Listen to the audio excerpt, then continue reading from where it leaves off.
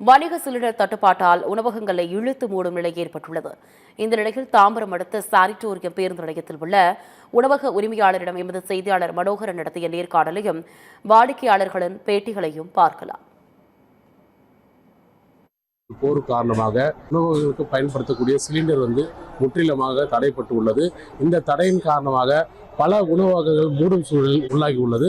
இந்த உணவகங்கள் பயன்படுத்தக்கூடிய சிலிண்டர் தடை எப்படி சமாளிக்கப் போகிறார்கள், இதனால் என்ன மாதிரி அவர்கள் இன்னலுக்கு ஆளாகிறார்கள் என்று நாம் கேட்போம். இப்போ இந்த சிலிண்டர் தட்டுப்பாடு ஏற்பட்டிருக்குது. இந்த சிலிண்டர் தட்டுப்பாடுனால என்ன மாதிரி பிரச்சனைகள்லாம் உங்களுக்கு ஏற்படும்? சிலிண்டர் தட்டுப்பாடுனால எங்களுக்கு சாப்பாடு உணவு ரெடி பண்ணுறதுக்கு கஷ்டமாக இருக்கும். சிலிண்டரும் கிடைக்க மாட்டேங்குது. ரேட்டு அதிகமாக கொடுத்து கேட்டால் கூட சிலிண்டரும் கிடைக்க மாட்டேங்குது. இப்போ நாங்கள் ரேட்டு ஏற்றுனா வியாபாரமும் இருக்காது, சாப்பாடு செய்கிறதுக்கு கஷ்டமாக இருக்குது.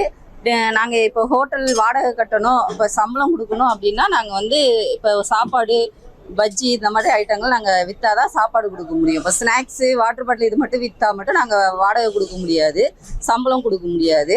மாநில அரசும் மத்திய அரசு தான் எங்களுக்கு ஏதாவது ஒரு இது பண்ணும். விறகு அடுப்பில் செய்யணுன்னா கூட இங்கே எங்கேயும் செய்கிறதுக்கு இது கிடையாது.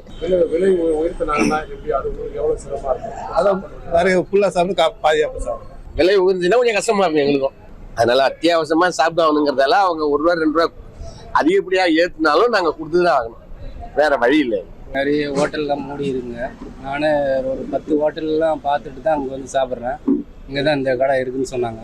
அன்றாடம் ஹோட்டலில் சாப்பிட்றவங்க ரொம்ப கஷ்டமாக தான் இருக்குது. இன்னும் 2-3 நாளைக்கு தான் இந்த ஹோட்டலெல்லாம் திறந்து வைப்பாங்க போல இருக்குது. இன்றைக்கே ஒரு சில ஹோட்டலெல்லாம் பெரிய ஹோட்டலெல்லாம் மூடி இருக்கிறாங்க. இன்றைக்கி அந்த பஸ் ஸ்டாண்டுக்குள்ளே சிறிய ஹோட்டல்காரன் தான் ஏதோ இருக்கிற சிலிண்டரை வச்சுக்கின்னு இன்றைக்கி எல்லாம் உதவியும் பண்ணின்னு இருக்கிறாங்க.